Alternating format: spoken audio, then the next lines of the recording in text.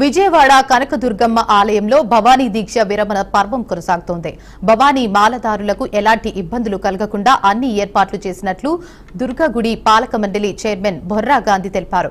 ఇప్పటి వరకు 5 లక్షల మంది భవానీ భక్తులు అమ్మవారిని దర్శించుకుంటున్నారన్న ఆలయ పాలక మండలి చైర్మన్ బొర్రా గాంధీతో మా ప్రతినిధి సుబ్బు ఫేస్ టు ఫేస్.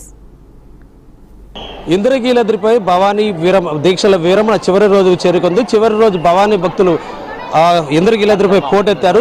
అయితే భవానీ భక్తులకు భవానీ దీక్షల విరమణకు ఎటువంటి ఇబ్బంది కలగకుండా ఉండేందుకు అన్ని ఏర్పాట్లు చేశామని చెప్పి ధర్మకర్తల మండలి చైర్మన్ బొర్రా గాంధీ చెప్తా ఉన్నారు. ఆయన మాటలను అడిగి తెలుసుకుందాం. ఏమేమి ఏర్పాట్లు చేశారు, ఎలా చేశారు సార్ చెప్పండి సార్. ఈ సంవత్సరం ప్రత్యేకత ఏంటి, ఎంతమంది భక్తులు వచ్చారు, ఇప్పుడు దాకా ఈ ఏర్పాటు ఏ విధంగా చేశారు? మరి ఈ రోజు వరకు 11వ తారీఖు నుంచి బిగిన్ అయ్యి ఈ భవానీ దీక్షల విరమణ అనే సాంప్రదాయ కార్యక్రమం మనకి ఎన్నో ఏళ్ళ నుంచి జరుగుతుంది.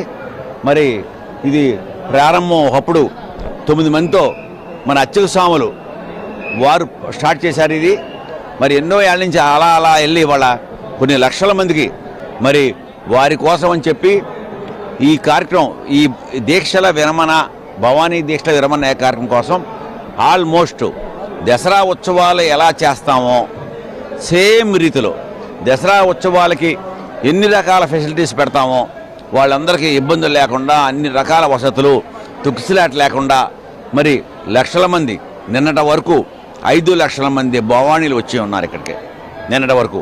ఈరోజు మేము ఇంకా చూడలేదు. మరి మేము ముందు నుంచి అనుకుంటున్నాం 6 లక్షలు అని చెప్పి 6 to 7 లోపు అనే మాట మేము అనుకుంటున్నాం. అలాగే ఇది 6 లక్షలు డెఫినెట్గా తాగుతుంది. మరి అన్ని రకాల వసతులు వాళ్ళు ఎక్కడెక్కడి నుంచి వచ్చే వాళ్ళందరూ కూడా పూర్తిగా మేము ఎక్కడా కూడా ఛాన్స్ ఇవ్వకుండా ఇబ్బందులు పడటానికి ఎక్కడా ఛాన్స్ ఇవ్వకుండా వాళ్ళు ఎక్కడా కూడా జామ్ అవ్వకుండా మరి ఎప్పుడు కూడా మీకు తెలుసు సంవత్సరంలో దసరా ఉత్సవాల్లో ఒక్క మూలా నక్షత్రం రోజున సరస్వతీదేవి అవతారం రోజున మాత్రమే టెంపుల్ ఒక గంటన్నరలో ఆమెకి అంతా కూడా ఆయనకి చేయాల్సిన లోన పని కార్యక్రమాలన్నీ కూడా చేసి టెంపుల్ ఓపెన్ చేయడం జరుగుతుంది. సేమ్ పరిస్థితుల్లో మొన్న రాత్రి కూడా మేము 1 గంటకే దర్శనం ఇచ్చాం. ఒక 11 గంటలకే ద్వారబంధం చేసి మళ్ళీ 1 గంటకి కింద నుంచి ప్లాన్ చేసుకుని ఎన్నింటికి వదలాలి. వినాయక గుడి దగ్గర 12 గంటలకు వదులుతాం, మన టోల్ గేట్ దగ్గర 12:30కు వదులుతాం. ఖచ్చితంగా అందరు రాగానే 1 o'clock కల్లా దర్శన భాగ్యం. తెల్లారులు ఉదయం 6-7 అయ్యేపాటికి ఎక్కడెక్కడి నుంచో వచ్చి గిరి ప్రదక్షిణ చేసిన భక్తులందరికీ ప్రశాంతంగా చల్లదనంలో అందరికీ దర్శనం జరిగింది. వాళ్ళు చాలా హ్యాపీగా ఉన్నారు. పొగలపూట కూడా నిన్నలా రౌండ్ చేసాం. చక్కగా ప్రశాంతంగా సర్దిర్చుకుంటున్నారు వచ్చిన వాళ్ళు. మరి కాళ్ళు నొప్పులు ఎక్కడెక్కడి నుంచో వచ్చి నడుచుకుంటూ వచ్చి పెద్దాళ్ళు చిన్నాళ్ళు పిల్లలు మరి ఇంత దగ్గరగా నేను చూడటం ఈసారే. భవానీలు తెలుసు ఎంతకాలం నుంచి వస్తున్నాను, కానీ నేను మరి అటు గిరి ప్రదక్షిణ అటు వెళ్తే కూడా కొన్ని ప్రాంతాల్లో వాళ్ళు ఎంతోమంది చిన్నపిల్లలతో పెద్దాళ్ళతో 80 ఏళ్ళు 70 ఏళ్ళతో కూడా మరి ఆ మాతలో మరి రావటం ఆ తల్లి దగ్గరికి ఒక్క క్షణమే మరి వాళ్ళకి నిజం చెప్పాలంటే అలా జస్ట్ చూసి అలా దాటిపోతూ ఉంటారు వాళ్ళు. దానికోసం వాళ్ళు కొన్ని గంటల రోజుల నుంచి వచ్చి ఒక క్షణ కోసం 2 నిమిషాల కోసం దర్శించుకోవడం. వాళ్ళకి కావాల్సిన సదుపాయాలు లడ్డూ ప్రసాదం కావచ్చు, భోజన సదుపాయాలు కావచ్చు, ఏ రకంగా చేశారు, ఎంతమందికి చేశారు? లడ్డూలు ముందు మేము అనుకున్న ప్రకారం 30 లక్షల లడ్డూలు ప్లాన్ చేసాం. 30 లక్షల లడ్డూలు చేసాం. 20 లక్షల లడ్డూలు ఆల్మోస్ట్ అయిపోయినాయి. దీనికోసమని స్పేర్ పెట్టుకున్నాం ఈ 3 రోజుల కోసమని. ఇవాళ రాత్రి యాక్చువల్గా ఆపాం. 10 లక్షలు సరిపోతాయి అనే ఉద్దేశంతో కొంచెం రేపు మంగళవారం తగ్గుతారు అనే ఉద్దేశంతో ఆపాము.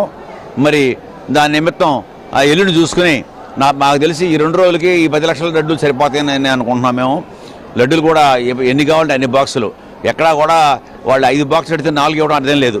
ఎన్ని బాక్సులు పెడితే అన్ని బాక్సులు లడ్డూలు ఇచ్చాం ఇప్పుడు దాకా. అట్లాగే ప్రసాదాలు కూడా 24 hours పెట్టాం. మీకు 24 hours ప్రసాదాలు నడిచినాయి.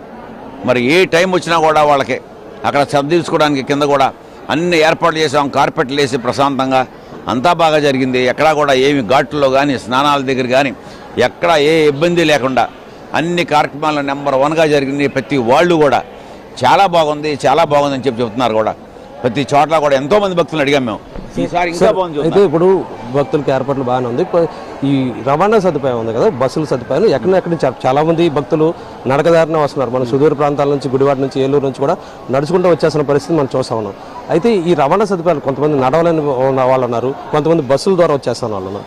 వాళ్ళందరికీ పార్కింగ్ ఎక్కడ ఏర్పాటు చేశారు? వీళ్ళందరికీ కూడా రవాణా సదుపాయం అంటే బస్ స్టాండ్ నుంచి ఏర్పాటు చేస్తారు, ఇంకా ఎక్కడి నుంచి మన ఉచిత బస్సులు కూడా కొన్ని ఉన్నాయి, వాటికి ఎక్కడి నుంచి ఏర్పాటు చేశారు? ఈ భక్తులు ఎక్కువ మంది బీఆర్టీఎస్ రోడ్లో పార్కింగ్ పెట్టేసుకుంటారు వెహికల్స్ అన్నీ కూడా. మీకు ఆ సెంటర్లో పెద్ద ప్లేస్ ఉంది, అక్కడి నుంచి గుణదల ఆల్మోస్ట్ గుణదల దాకా పార్కింగ్ పెట్టుకోవచ్చు. అక్కడికి కూడా ఈ సంవత్సరం మేము మన యొక్క దేవస్థానం బస్సులు 2 పంపడం జరిగింది.